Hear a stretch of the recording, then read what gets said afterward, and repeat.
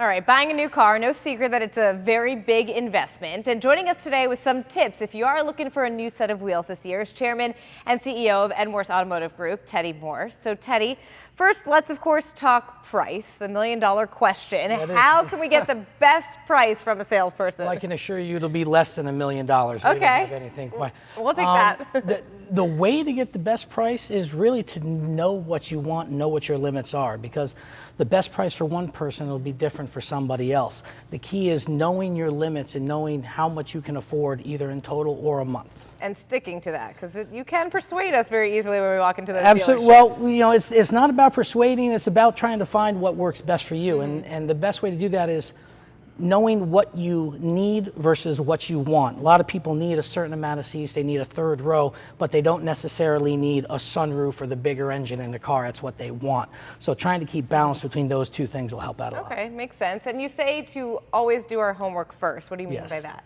When I say do your homework first is know what kind of car you need and what will work for you and your family. It saves a lot of time in the buying process if you have a better idea. And if you don't, that's okay too. You just come into one of my dealerships and we'll take you through the whole process.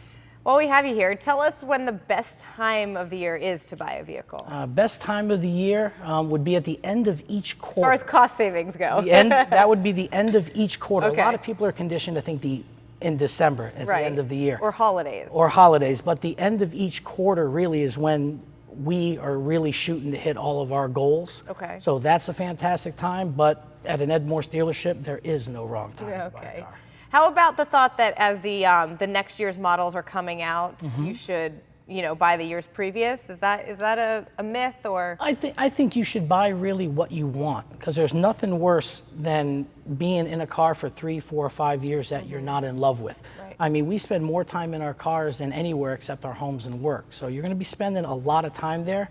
You want to make sure you get what you like. How about this? How do you know if it's better to lease or buy the vehicle? Lease or buy really is a personal preference, but I would say if you drive fewer than 15 to 20,000 miles a year, leasing is better. And the nice thing about leasing, it allows you to get into a new car much, much sooner, because a lot of people always want the new shiny thing. Right. And with technology advancing the way it is, cars get so much better as the years go on that you can get into a nicer car a lot quicker. And how should you know whether to buy used or new?